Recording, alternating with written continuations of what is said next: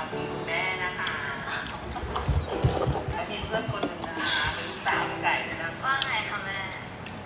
มากสวยมากที่ร้านเปิดตอนไหน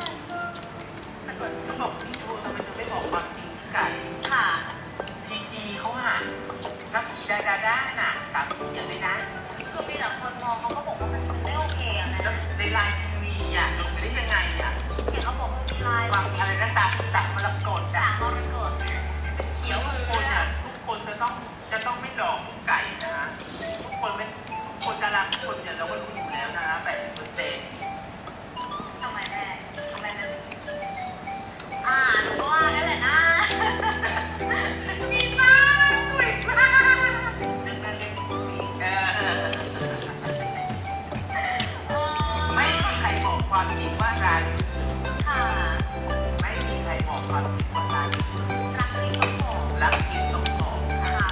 รักจริงต้องบอกค่ะรักที่ไก่ต้องบอกความจริงไก่ใช่อย่าสะกดจิตนะคะค่ะ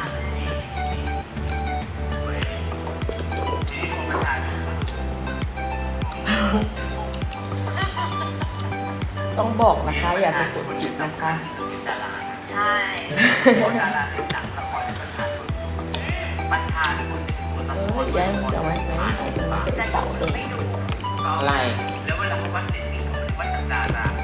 เป็นตัวการันตีจากแม่ประชาชนเป็นตัวการันตีเลตติ้งนะค่ะและบางเรื่องดาราดังเลยจะมีเรื่องหนึ่งนะนักเอกนอนดู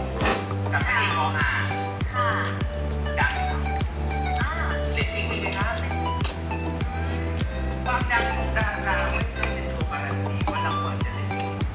ค่ะบางเรื่อง